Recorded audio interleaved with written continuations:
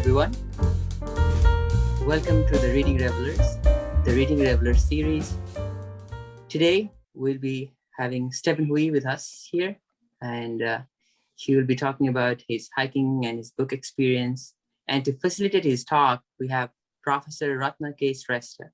He teaches economics at the University of British Columbia and is also an avid hiker himself. He has a hiking group called Ukali Orali Hiking Group, which goes hiking every year, and they have books from Stephen that inspired their hikes too. I think I'll let Ratna talk more about that when he begins.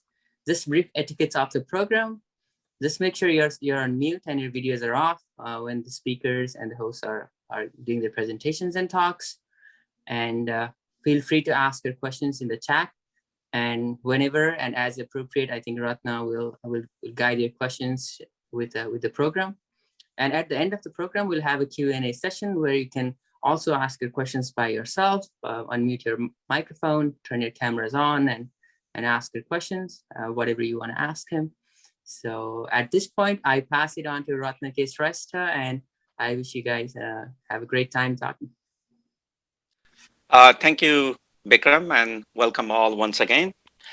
Today's theme is hiking, the tales of trails. And today we have, and this happened to be series 7 of the Reading Revellers. And today we have our guest, Stephen Hui. Stephen is an accomplished hiker in British Columbia's hiking community.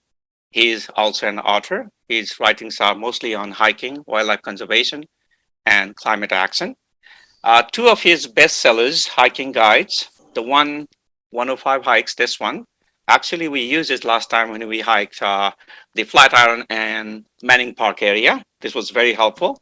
And the other one is destination hikes in and around southern British Columbia, this one. So in today's program, Stephen will share with us his experiences from the trails of British Columbia. And he will also talk about some of the highlights from his recent book. This book was launched last time, I believe last week in downtown Vancouver. So this book, Best Hikes, Nature Walks with Kids in and around Southwestern British Columbia. So please join me in welcoming Stephen. Perhaps, Stephen, you can start with your short introduction, the ones I might have missed and you would like to add. Yeah, thanks a lot, Professor Ratna, for having me on the Reading Revellers. It's great to be here. Bikram invited me on about a year ago, so it's nice that we're finally able to make it happen. So yeah, I'm Stephen Hui. I'm born and raised in Vancouver. I've been hiking here since I was, probably late elementary school or so. And yeah, I've written 3 books that, like Ratna mentioned, and been part of several hiking clubs, including the Wanderung Outdoor Recreation Society. And I work in environmental communications, and I was a journalist for several years, including with the Georgia Strait newspaper in Vancouver. Yeah, so today's talk, we have actually divided it into 3 thematic themes. The first one is hiking, people, places, and activities. Perhaps Stephen can shed more light on that. The people, places, and activities. Yeah, so I mean, I like to hike all year round here in BC, and I've done most of my hiking in BC, a little bit in Washington, Alberta, Oregon, California, but the trails here are often surprise people from different parts of the country, different parts of the U.S. for their ruggedness, and so basically ever since I was a young hiker in high school, I wanted to write a guidebook, and so my favorite book was a book called 103 Hikes, and the 4th edition of that was my favorite book out of any book in high school, and it's so crazy to me that years later that I get to write this 105 Hikes book, which is the successor to that book. So that's that first book, and so that basically that's condensing a lot of stuff I've learned from hiking over many years into that book. And each book kind of takes about 3 years or so to do. And anyways, back to the theme, like hiking and people and place. Yeah, I mean, part of hiking is that's really interesting to me is well, you do it with people. So you often and I do it with hiking clubs. So you often are with people for long periods of time, and you really get to know them on those long hikes. You spend a lot of time talking that you wouldn't spend as much time talking with someone in the city. Um, you meet all sorts of people. There's quite a diverse community of hikers in Vancouver. Um, that wasn't always represented in the advertising and the guidebooks and the media, but there's a lot of cultures have a strong hiking background, and the people all bring that to BC hiking. And so yeah, I mean, hiking is as much about getting away from people as it is often about people. So yeah, I think that's I'll stop there. Yeah, that's interesting that hiking is, I mean, getting with people and at the same time getting away from the people. So the second theme is hiking, health, and habitat. So perhaps more light. Yeah, Uh, something that really interests me with the hikes is getting to know the animals and the plants and the fungi. In the new book, actually, there's I got a chance to put a field guide in the back, like there's a bit of a mini field guide to plant animals and fungi in the back, which is a little funny because in my previous books, often if I put, especially in 105 hikes, or if I put a picture of wildlife instead of the view, people were kind of a little miffed about it because they just wanted to see the view. So yeah, I like to, a big part of it is learning about the flowers and the different animals and trying to identify them and find out a bit about their uses. Are they medicine? Are they food? And that's a huge enjoyment for me. And so that also comes into why it's important for us to have these outdoor ethics and the 7 principles of leave no trace, like leave what you find and pack it in, pack it out, and that kind of thing, because we all have an individual responsibility to make sure that we don't put too much stress on the environment in which we enjoy.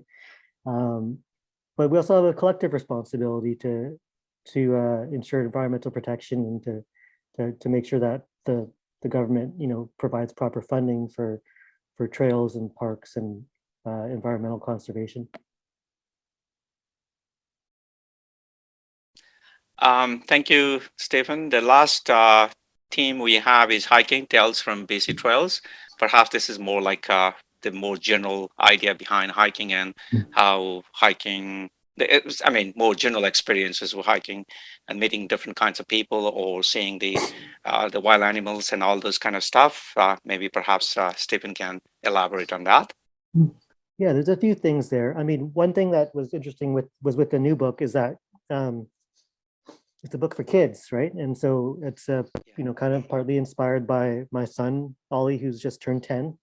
And hiking with kids is different than just hiking with your adult friends. You have to slow down and don't go as far, but you also get to stop and look at everything, every spider web, every puddle, even ditch, and then also see things and smell things and hear things for the first time, kind of through fresh eyes. And that's what my son does for me. And so it's been a great experience, kind of doing that and seeing what he likes and doesn't like, and also just being okay with going 2 kilometers on a weekend hike, and yeah. And then another thing for me is a big experience for me is the long trips. The week-long trips are the most meaningful to me. I like those kind of 5 to 10 day backpacks. That's when you really get away from the city and really get alone with your thoughts, really get to know the people you're with. Usually I only do it with 1 or 2 other people, trying to keep it small and yeah, just really kind of get out of your normal thinking routines and just kind of focusing inward and just living in the moment.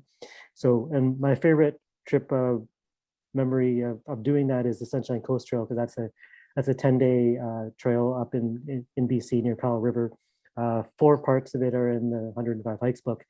And yeah, that was a 10-day for us trip. And yeah, I mean, that was a real important trip for me. I met some good friends on that trail too, even that I keep in touch with till today. And I even like came back home and quit my job and, embarked on a bunch of personal and career changes that kind of led to my first book as well. So yeah, the big trips are great. Go ahead, right now. I think I saw some questions in the chat, but I don't have enough. Sure. Maybe perhaps maybe you can let our audiences know if you have any upcoming talks, like the library talks or book launch or any other activities that you're hosting, Yeah. or you will be a part of the program or being an invitee. Can you? Sure. Yeah. Yeah, on my website, 105hikes.com, there's a listing of events but the ones I can think of that are coming up are there's a book signing at Book Warehouse in Vancouver on Broadway on Saturday. So that's May 21st. I'm going to do a book launch as well at a book signing at 32 Books and Gallery in North Vancouver. And that's on June 11th. I'm doing a library talk at the Lynn Valley Library in North Vancouver on June 1st. And then I'm also leading a hike with Nature Kids BC, Nature Kids Vancouver at some point in June, but the date escapes me. Yeah. Yeah. Okay. Thank you, Stephen. So maybe perhaps we can try to answer some of the questions, Stephen, or Bikram or whoever, right? I mean, of course, the Stephen, if we have any question, maybe Bikram can read out the questions for Stephen, some of the chat questions. Sure. Yeah. Awesome. Yeah. I think. Yeah. I have quite a few questions from the audience here. Yeah. Jonathan Wang asked, "I like taking pictures. That's what brings me to hikes." Or maybe, yeah. It doesn't look like a question, but I think you also take great pictures. That's a big part. Yeah. It's a big part for me. That's a big part of of course, the hiking for all of us. Yeah, so I take the pictures in my books, and that's part of that's a big part of it. Like I would feel weird writing a book and not taking pictures.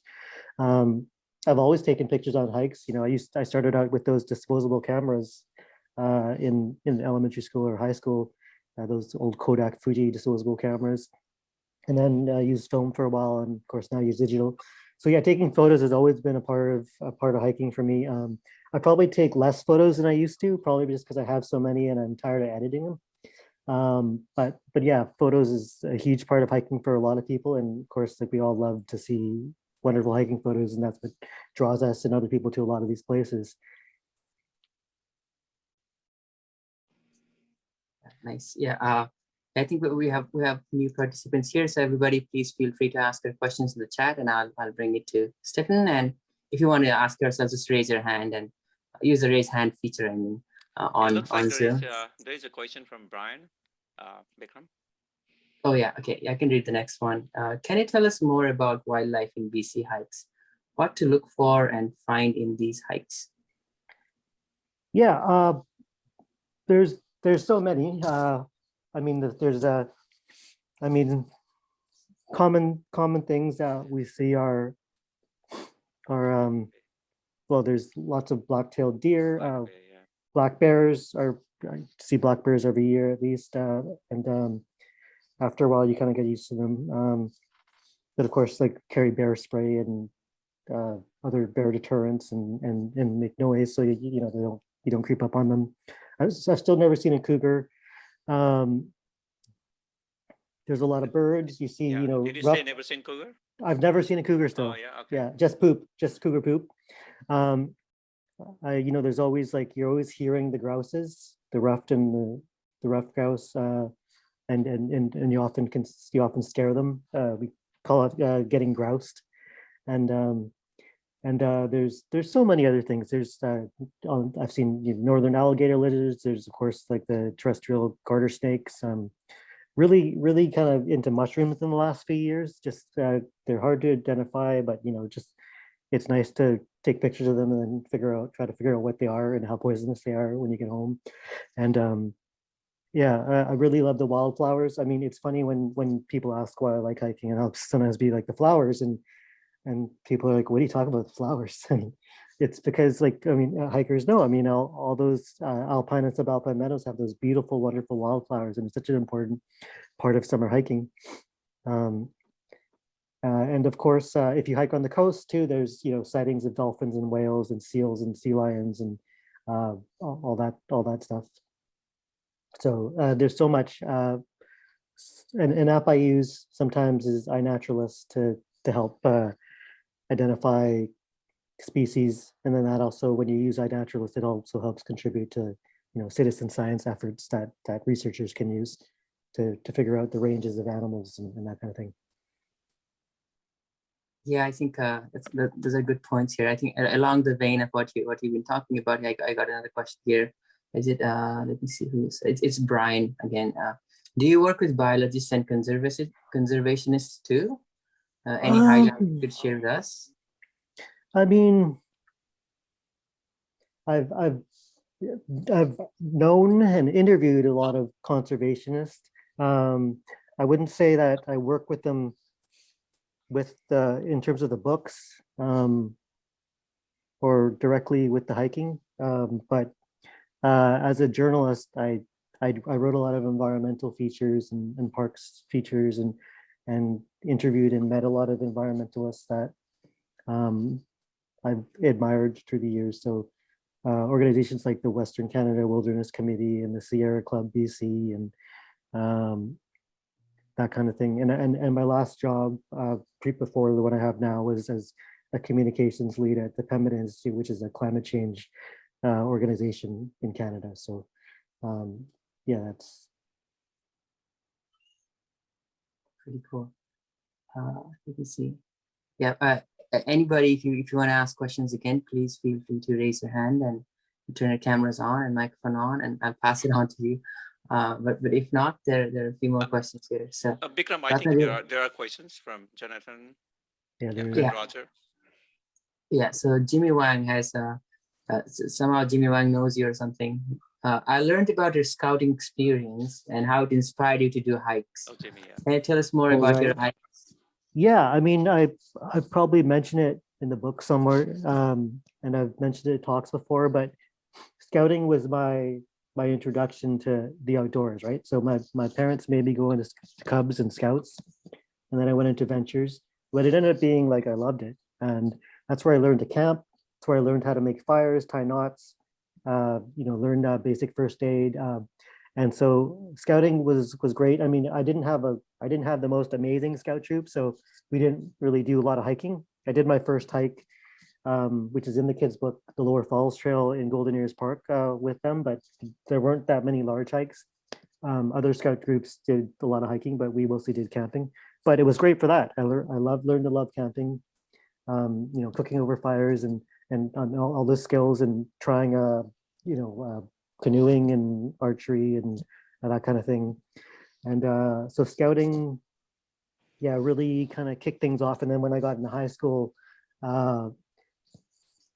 there were a lot of outdoor education opportunities where I went to school in Coquitlam and in Burnaby. And in elementary school, they sent us up to Evans Lake Forest Education Camp up near Squamish.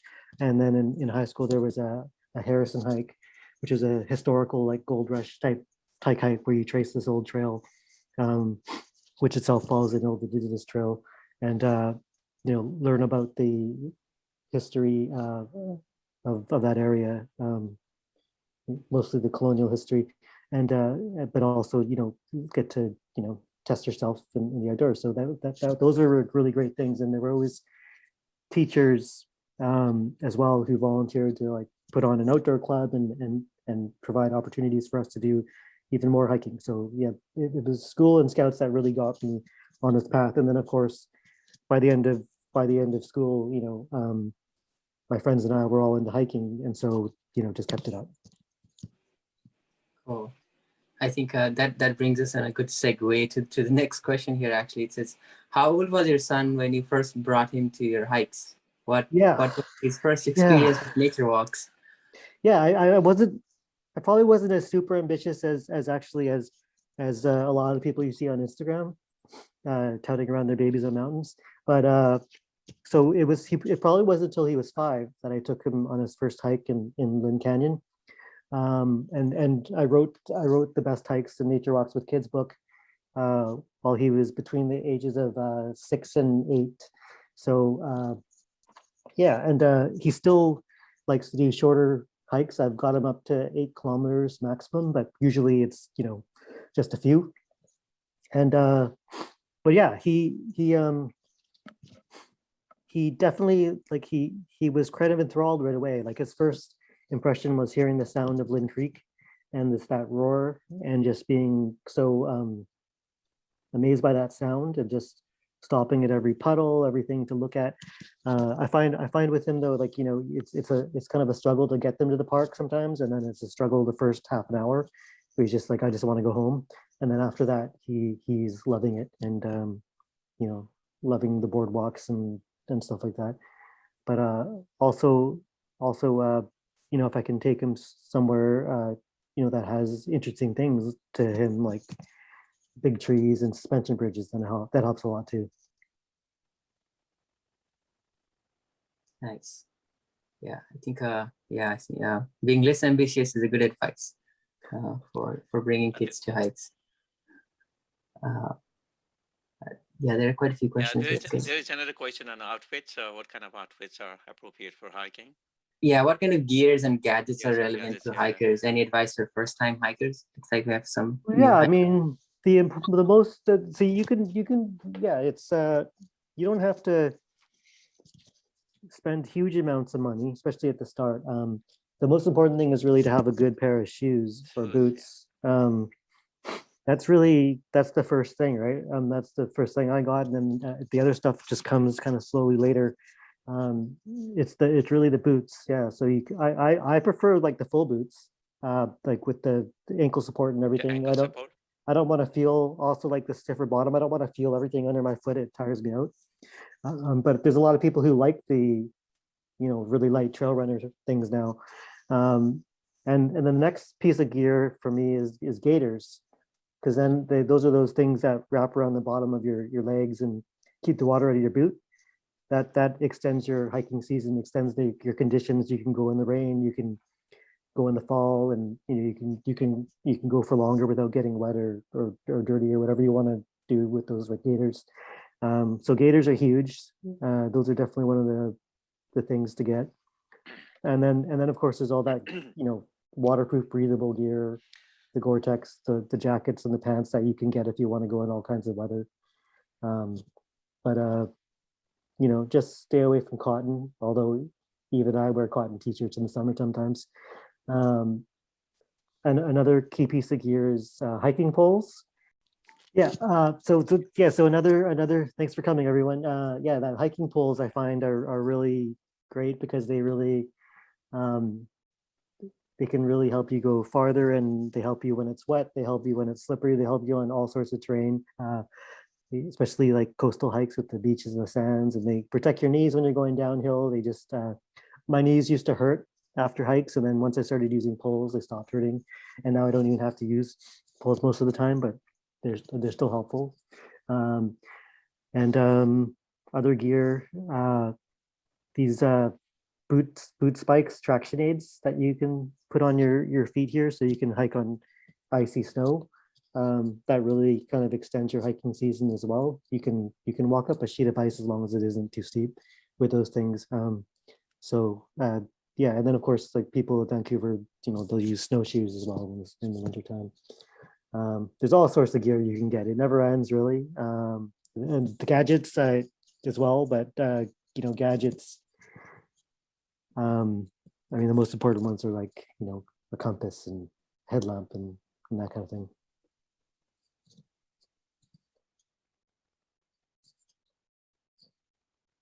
Oh, okay. Yeah, looks like we have one more question from Brian, which he says, how can we be responsible towards nature when doing these hikes? Is more people doing hiking unnecessarily a good thing? What do you suggest?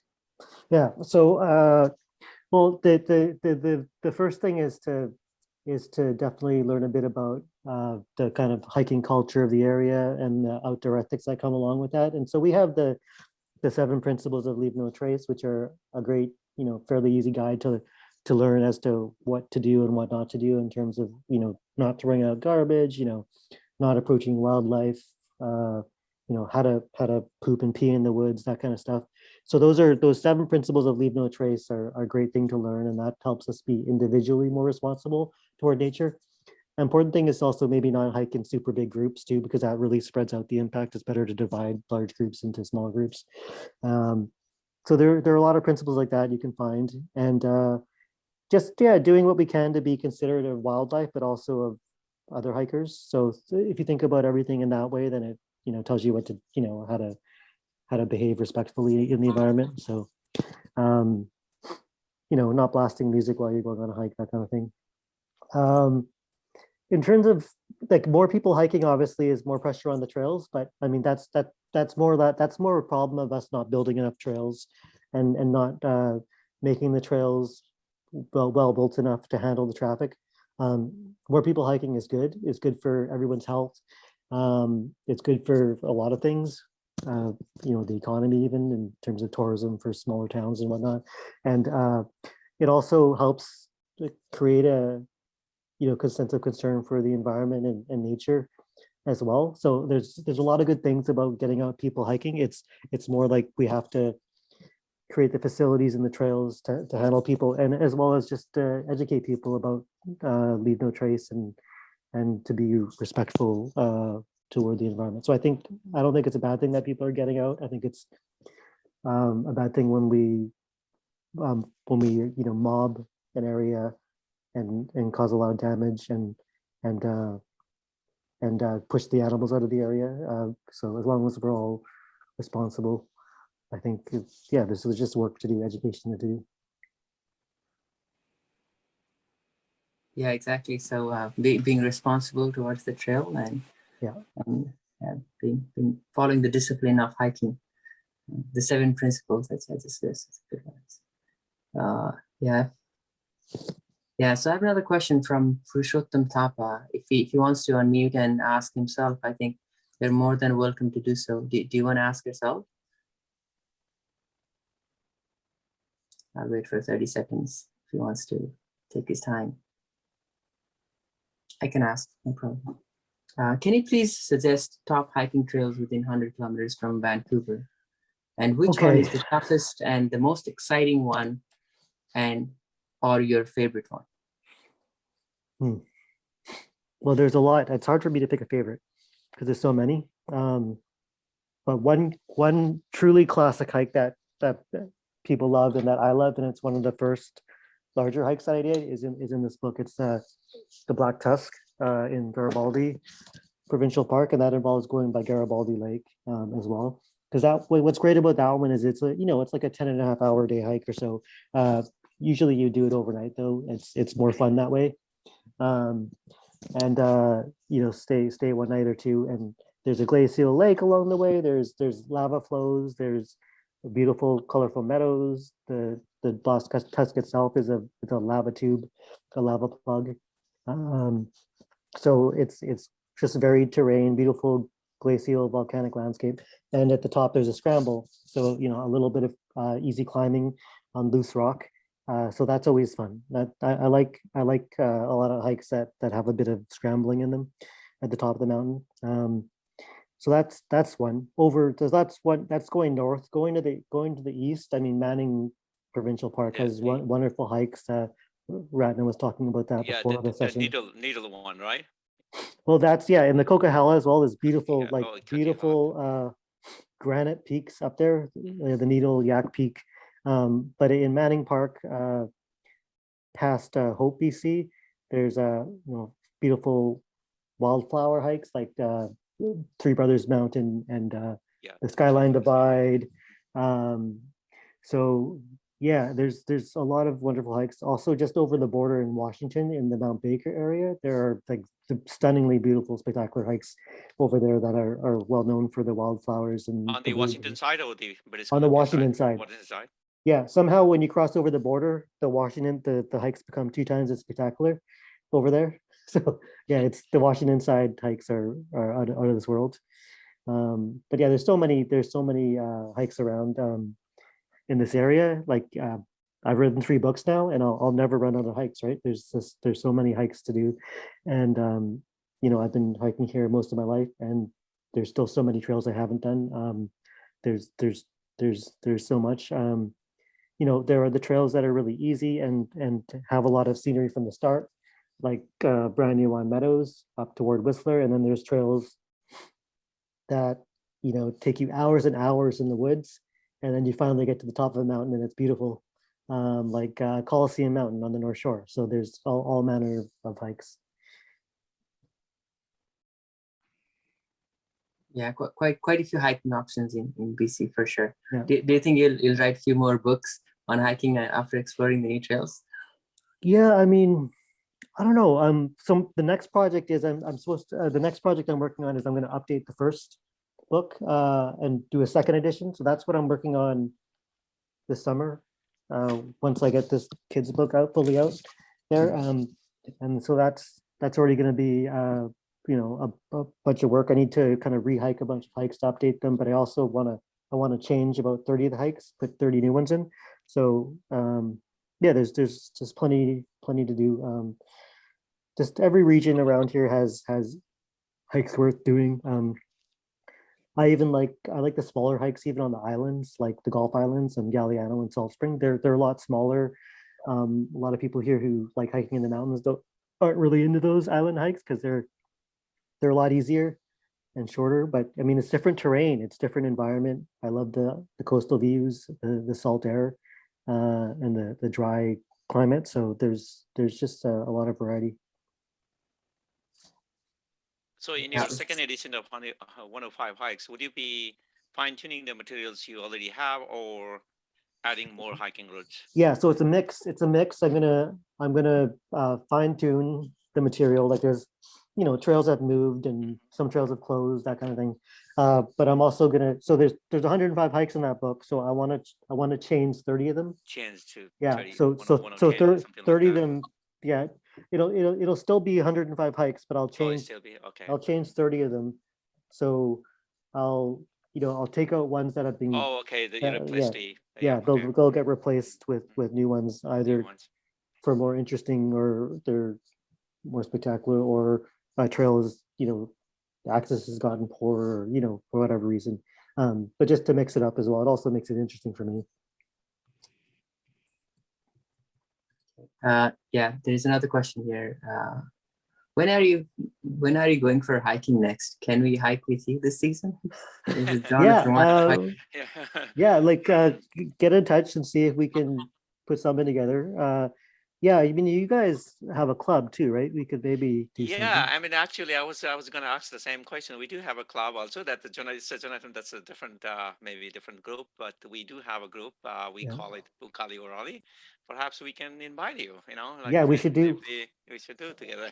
We should. That would be fun. Yeah, that's what we should do. That's what we should do. We should do that. I think that's what we should do. That would be great. I'd love to go hiking with you guys. Thank you. But yeah, I think that's what we should do. Yeah, and so the funny thing is with this book launch is I'm pretty busy the next little bit.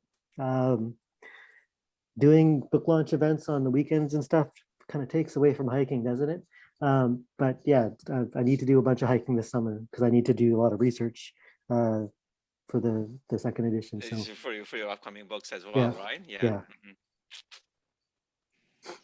Yeah. Jimmy has a question about ice cream stands. Do you think we should have ice cream stands at the end of each hiking?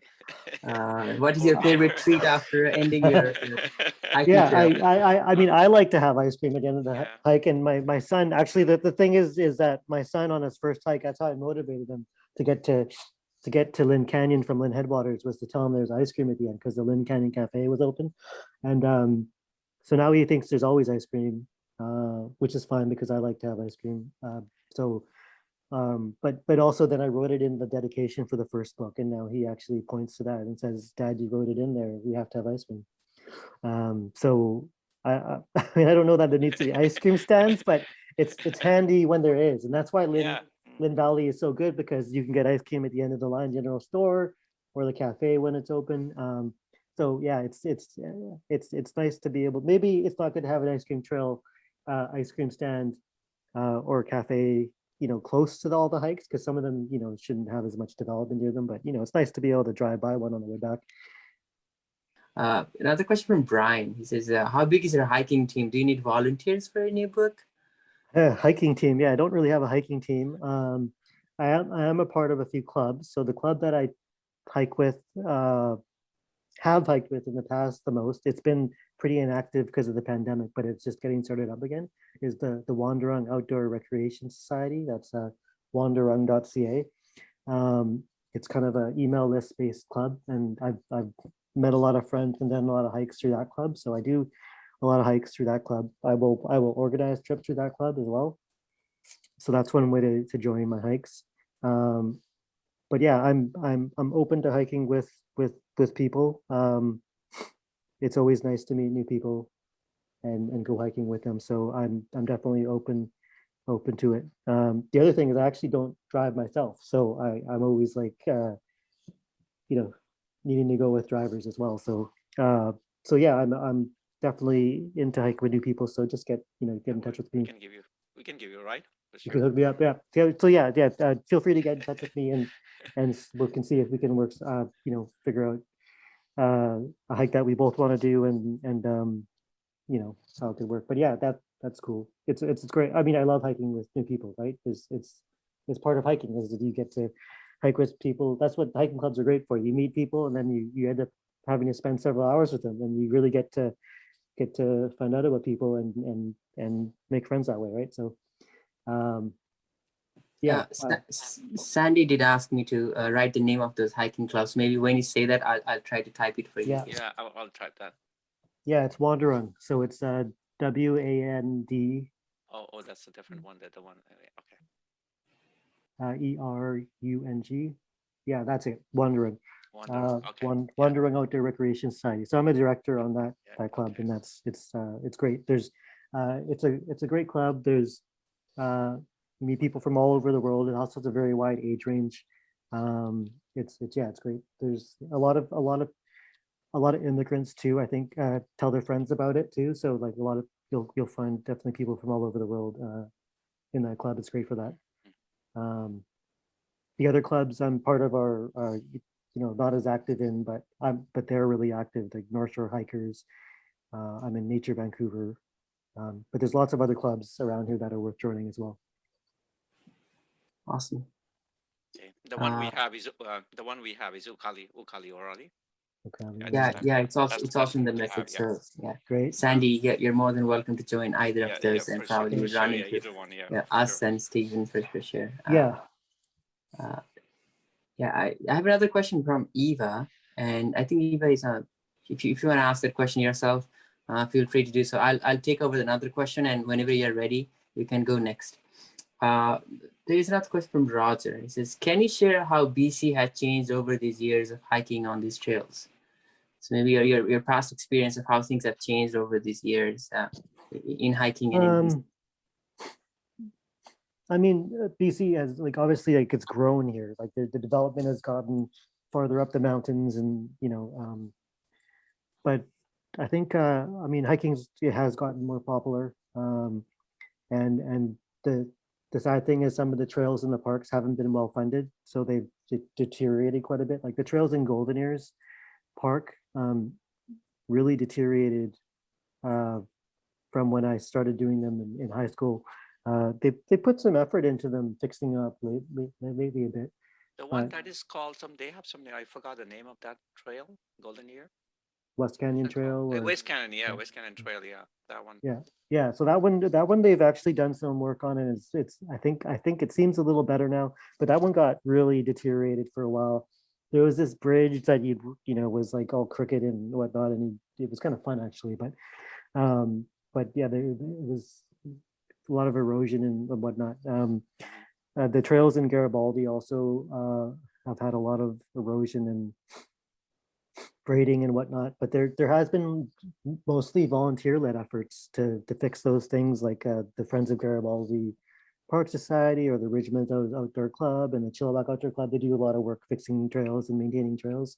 So there just needs to be more government funding for this, and paying people to do this, because it's a public good and it probably needs to be more of a priority.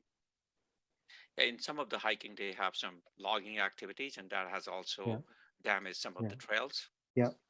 Yeah, the Sunshine Coast Trail, is my favorite trip of all time, but it's actually not the most scenic trail and all over it, because there's a lot of clear cuts on the Sunshine Coast, and you're kind of weaving around those clear cuts and through corridors, and they've managed to negotiate corridors of woods, so you can avoid some of the clear cuts, but there's a lot of them.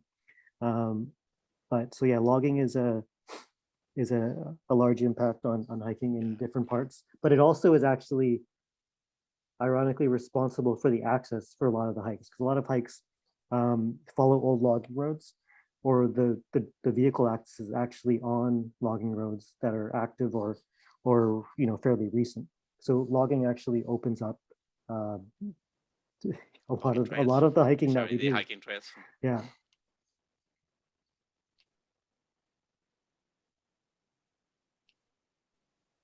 If Eva is ready, if you feel, Eva. yeah. Oh, hi, if you're ready. Stephen. It's great to be part of this talk here today. Actually, I have a stupid question. So we've been doing all these hikes with our local group here. We always go for a day hike, and then we have done many intermediate hikes, but somehow we haven't jumped into that so-called difficult grade hike. So which one would you suggest would be a good first difficult hike around here in BC? What's the most difficult hike you've done? Well, we have done Garibaldi, I would say. That's the intermediate Garibaldi Lake? grade. Yeah. Yeah, Garibaldi Lake. Yeah, so you could just keep on going, right, and go to Black Tusk. Yeah, I mean, difficulty is a bit subjective. Like I use difficulty. The difficulty ratings in my book apply to elevation gain, the quality of the how rough the conditions are, whether they involve scrambling, and also whether it's super long or strenuous. So, if you've been to Garibaldi Lake, definitely a thing to do would be to go to Black Tusk or to go to Panorama Ridge. Panorama Ridge is easier, but it's longer. So those are good ones to put on the list for next time. Other trails are like on the North Shore of Vancouver. There are plenty of hard trails there. You could do the Lions, the Twin Sisters. The one that starts with W Lake. I forgot, what's that? Wedgemount. Yeah, Wedgemount. Yeah, Wedgemount Lake. Yeah, Wedgemount Lake. That's enough. Yeah, that one. I think I rated that one difficult. That one's beautiful. That one. Yeah, that one's fairly steady incline. A lot of elevation gain. So it's hard on your knees coming down, but you end up at this, rugged alpine basin with a beautiful glacial lake. That one. Yeah, that one's a great one. That one's definitely. Yeah, especially like you've done Garibaldi Lake. That Wedgemount actually might be the best one to recommend. Also, Water Sprite Lake. Near Squamish. Oh, I heard about that. Is another one with a little bit rougher terrain, but gets you to a beautiful, turquoise lake. So yeah, those are both good ones for doing something more difficult. Probably difficult grade hike would mean overnight. Is that? No, not necessarily. It's either has a lot of elevation gain, or sometimes they're super long. But some of the hikes that I call difficult, a lot of them are not overnight. Some of them are better as overnights, like definitely like Black Tusk and Panorama Ridge are better as overnight. Water Sprite Lake and Wedgemount Lake, you can do those overnight, but most people day hike them, and I generally day hike them. So because those ones, if you're gonna camp, you're gonna camp right at the top of the hike, which is a lot. If you don't want to carry your bags that far. So yeah, a lot of the difficult hikes are not overnight, but doing overnight camping, of course, has its own charm. So true. Cool. Thank you. Thanks, Eva. Yeah, I have another question here from, I don't know, who was it? But somebody was asking about drones on hikes. So I think people are using quite a bit of gadgets on their hiking. And How do you find that its impact, and Oh, is it a good thing? Is it helpful in any ways? freaking annoying. That sound, that high pitched sound is this, to me, it's, you get up to this alpine peaceful lake and all of a sudden you hear that word. It's like, oh my God, come on. But no, obviously people like their drone photography and whatnot, but I mean, it is kind of, I think it's become a nuisance in some areas though, you know, where you're at some beautiful lake and that's what you keep on hearing that because there's more than one person flying one or whatnot. The sound travels quite far. It's really annoying. So I'm not a big fan of them. I don't carry one, but I understand why people do because you know it's light and you can get amazing pictures and you know whatnot and video and all that. And but yeah, I'm not a big fan. And also you can't. There are more and more places where you aren't allowed to use them, like in regional parks and most provincial parks. You can't use them. And I mean, technically under Transport Canada rules, there's a lot of places you can't use them. You can't use them within a certain radius of an airport and all that. And it actually, you can't use it within a certain distance from people technically or animals. I mean, the rules almost rule out drone usage almost everywhere. But yeah, so I'm happy there are, you know, more no drone zones around. But, you know, I have appreciated some of the photography that people take from them. So I understand.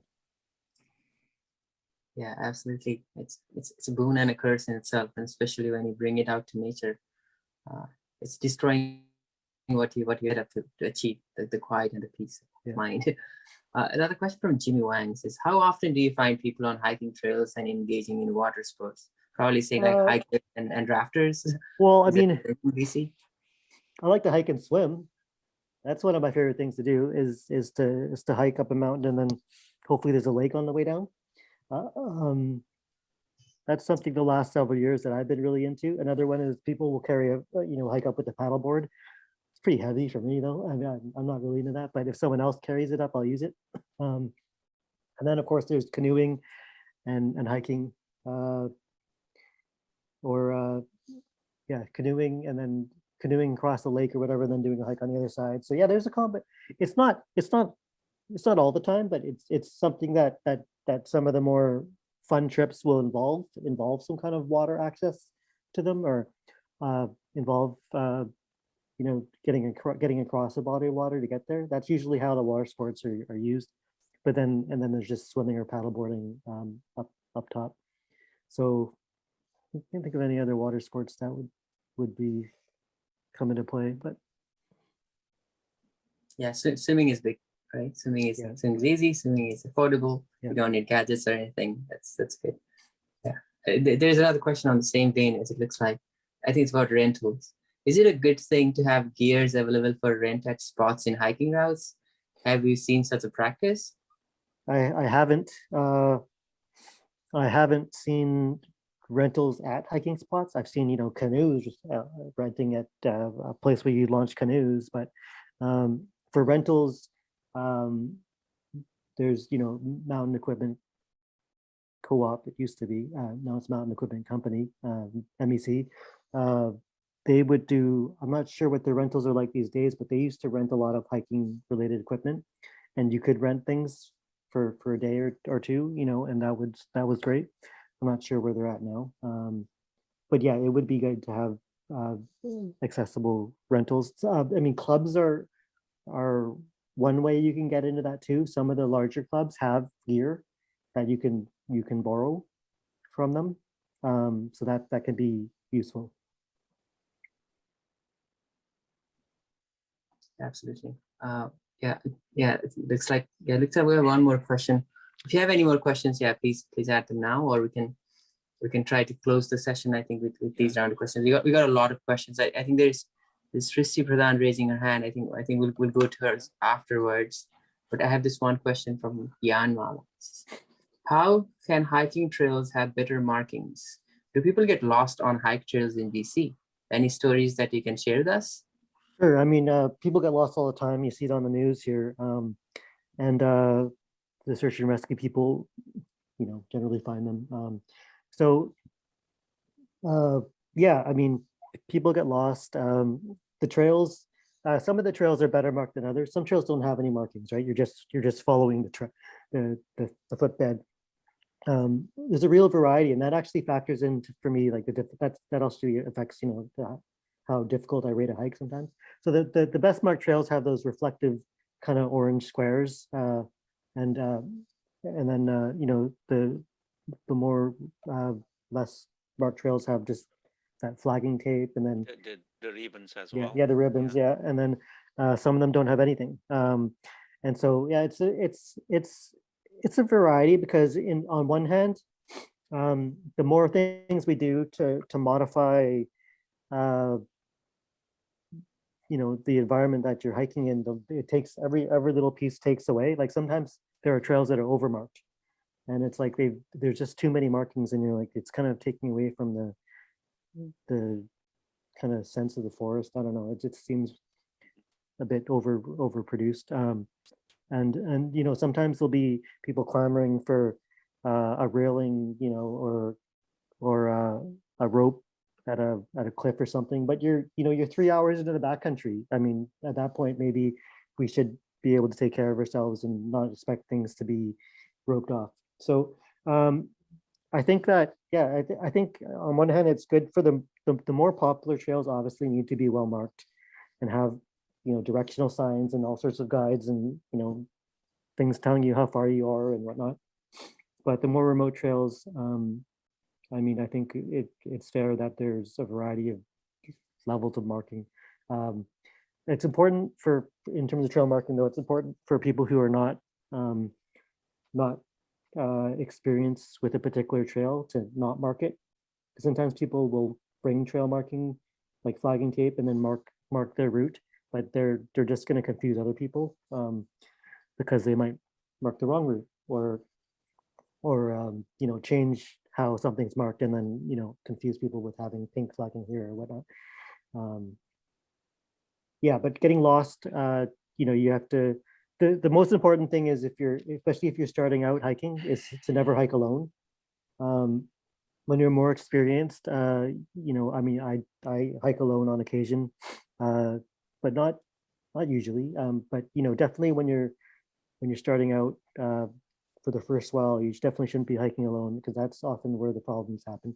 And the main thing too is to make sure you get out of the woods by sunset, because that's when everyone gets lost once it gets dark. It gets dark quick.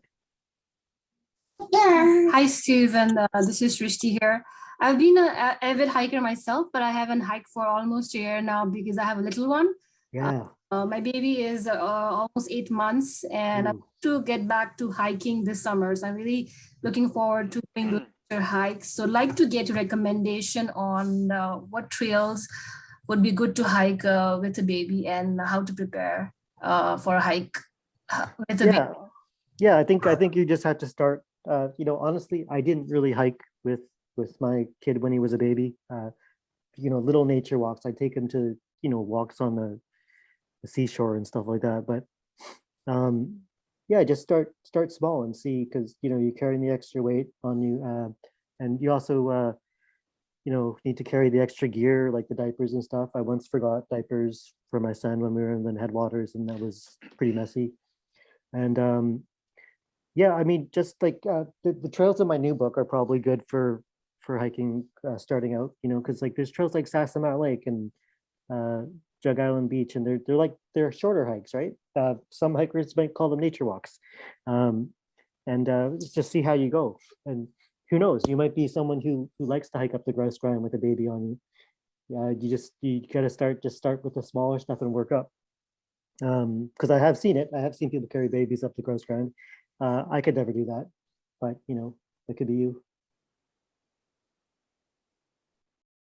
Good luck with your new hike with the new babies, Tracy. Yeah. Maybe I'll join you too. Thank you, Stephen. Thank you. Yeah, I think this could be our closing question, and then we can just try to wrap up and make closing remarks. This question from Brian Campbell. He says, before you end, can you share your work and plans on nature conservation in BC trails? Yeah, I mean, I think that mostly it's a advocacy type role. I mean, I used to, in journalism, I would try to my role then was to highlight these things and to write about them and to talk to different sides and to find out what groups are doing. Now it's just, supporting those efforts and writing about them in the books. And one of the things I could touch on is like the environmental conservation history of particular areas, when they were protected and what organization, citizens fought to get it protected and that kind of thing. So yeah, just seeing how I can contribute in that way, and also donating some of the proceeds to organizations that help with that kind of thing. Like from the Destinations Hike book, some of the proceeds go to the Hope Mountain Center for Outdoor Learning, which is active in the Skagit River Basin and in conservation and trail building efforts. So there's just so many organizations that are doing important work like that. So just hoping to be able to support them. Excellent. I think with that we can close the Q&A session. Thank you everyone for so many questions and such an interactive group of people we have here today. Thanks so much. Wish we could turn all the videos on and just take a group picture or something. But yeah, I think that maybe for next time. But yeah, just go to 105hikes.com, best hikes for books from Stephen. I think at this point I pass it back to Ratna and Stephen. Maybe you can talk about your book and your experiences and close it there. Thanks so much. Yeah, sure. Yeah, I mean, thank you, Stephen, for coming to this program and sharing some of your experiences. It was really wonderful and answering so many questions from our audiences. And also thank you to all the audiences for coming and enjoying the session and having your questions answered by Stephen. Of course, not to mean hiking guru, let's say. Directly some of the tips we had a privilege to get from our hiking guru. So once again, thank you everybody. So with that, I will pass on to Vikram some of the technical things you might have to do for closing the session today. I think Stephen would like to give a spiel over his sure, book. Thank you very much everyone for coming. I love the session and the questions were thoughtful and it was fun to be here. Thanks a lot, Ratna and Vikram, for putting the effort into this and for inviting me to be a part of it. Yeah, I mean, if you want to find out more information about my books, go to 105hikes.com. But yeah, I hope we can organize a hike through Ratna's Club. Together. Yeah, for sure. Yeah, and do that. For sure. All right. Okay. Thank you, everybody, once again. With that note, let's close the session for today. I'd like to thank everybody on behalf of the Reading Revellers for joining our program. It is great to have you all and stay connected with us. This video will be broadcasted on YouTube and through our Facebook channel at some point over this coming week. So please make sure you share them or watch them or use it as a reference or try to chop it into pieces for people to take one question at a time maybe. But again, it was great having Stephen here. Thank you, Professor Ratna Shrestha, for hosting Stephen here and talking about both of you guys talking about your hiking groups and putting everybody together. It was great. And have a great rest of the night and good night, everybody. Thank you very much. And I'm going to close the session now. Thank you. Thank you, Stephen. Thanks, everybody. Bye-bye.